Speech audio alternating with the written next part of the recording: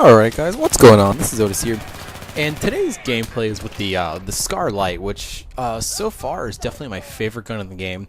It's got the exact same sights as the Scar Heavy, which is what was already in the game. And then I do start out in this game with the MTAR 21 or whatever, and then what I was trying to do was actually trying to play with the Scar, and then once I realized I had that one, I ended up switching to the Scar. And so I think right after here, I ended up switching to the Scar, and it's definitely my favorite weapon.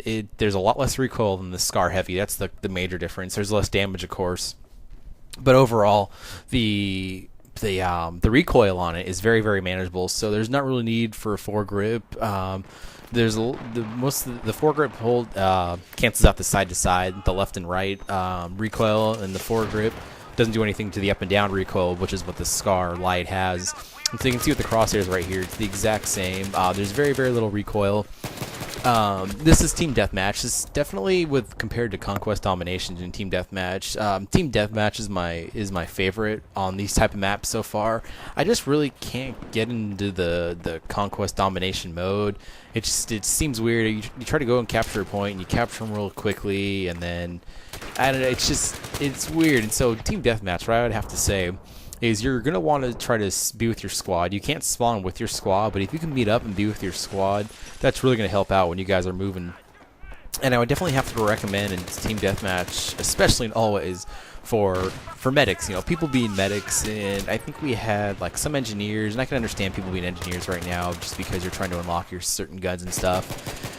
And, you know, that happens, but if you really want to try to go for a win and help your teammates out more, you're definitely going to want to use the medic class so you can revive everyone, and then maybe have one or two people using the support class, dropping the ammo kits so you can get your ammo up. Because I got a lot of points just reviving people and throwing med kits down, although sometimes it does help, too, to have the M320, which also helps a little bit. But I hate the bod. Or people who use the machine gun with the bipod. It's just so cheap, and they go and they set it up.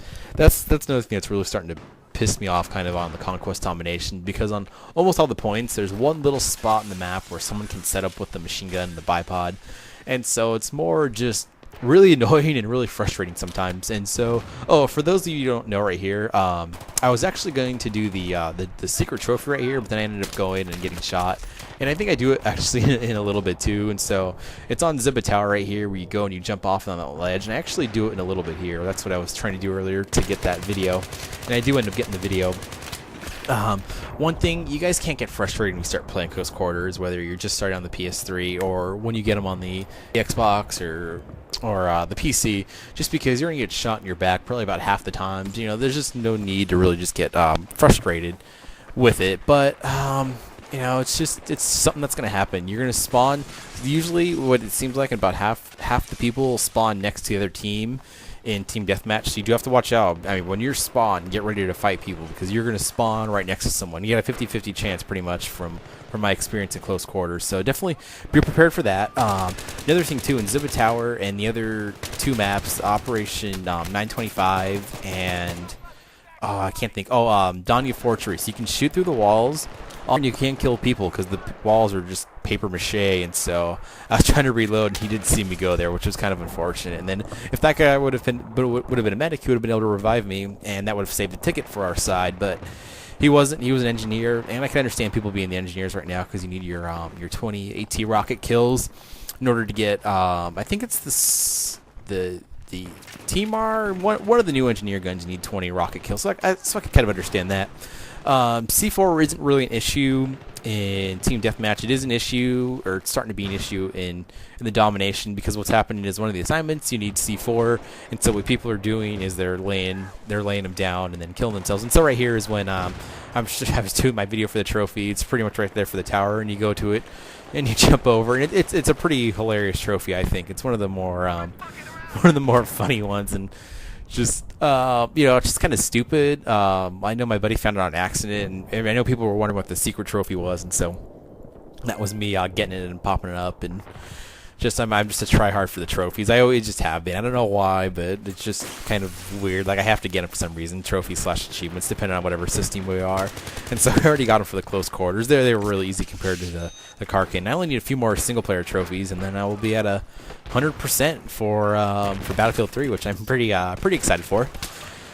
And then what you're gonna want to do or not want to do, I would maybe suggest, is go on the full outside of the maps, because it seems like on all the maps there's maybe like one little railing or something where you can go on the far outside. I would definitely go on the outside just in general, but you don't want to go too far outside, because with my experience so far with the close quarters maps, if you do end up going too far to the outside, what's gonna happen is you're not going to see anyone, and then when you finally see someone, they're probably going to shoot you in your back, and you're going to get pissed off. And I don't know what this guy was doing here. He's mortaring like on this map, and that was just like, I was just like, what? And like I told the guys who I was with, they were random funny guys that I was playing with, and I was like, this guy was trying to mortar, and they're all like, what? How the hell can you mortar? And so I got a kick out of that for like a minute or so, and that was I don't know, funny and awkward. It was like I kind of felt like I almost wanted to knife the guy, but I didn't. That kind of sucked there too. I might have killed that guy, but I don't know if he ended up committing suicide or someone shot him and he was falling over. But I was kind of disappointed about that.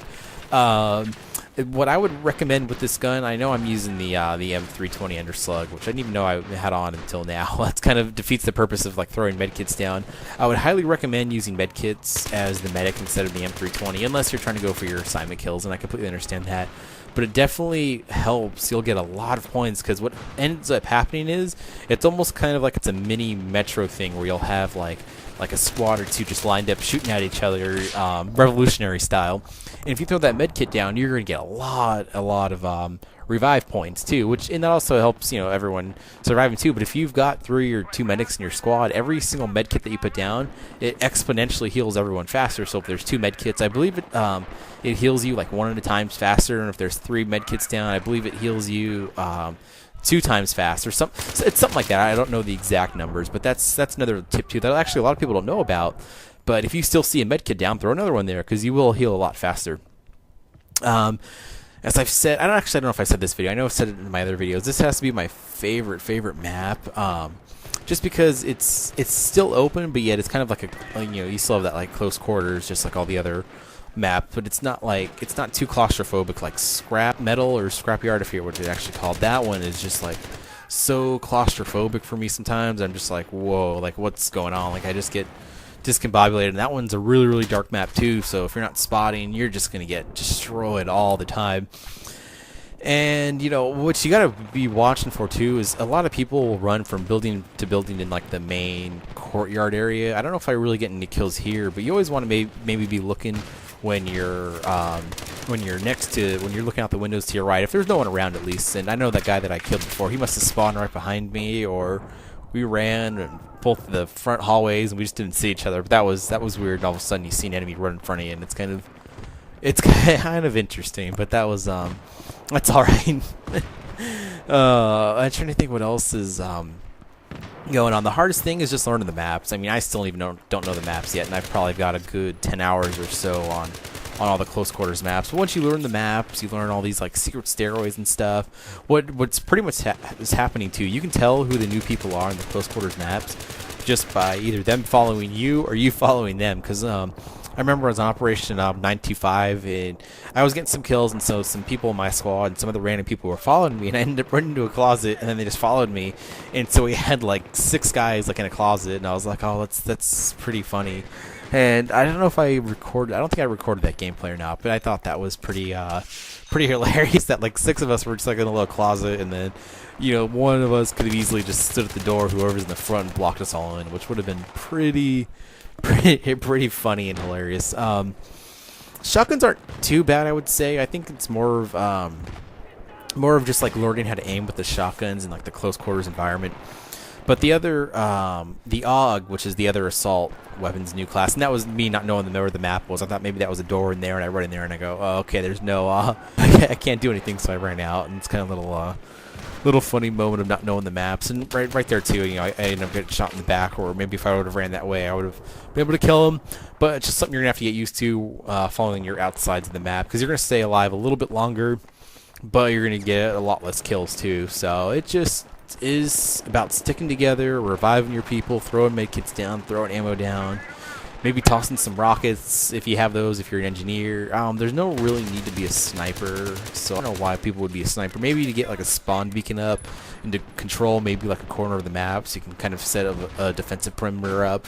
And I don't know if that guy didn't know where he was going or reloading, but he ran in the wrong place pretty much, and so everyone can see the destruction too, like where the walls were all shot. And so what's been happening too is, well, if you see a wall shot and you can look down a hallway in another room, look in the little hole, because that, you know, even though it's mache walls, you can get some protection just looking through a little part of the wall, and you will get some kills. I've gotten some kills too where there's been a hole in the wall and you just look through with your gun and you're able to shoot them, and then if they start shooting you, you at least have some protection from the wall. And then also, if they don't end up killing you, they're not going to really know where you are. Sometimes they're going to know where you are, but most of the time they're not.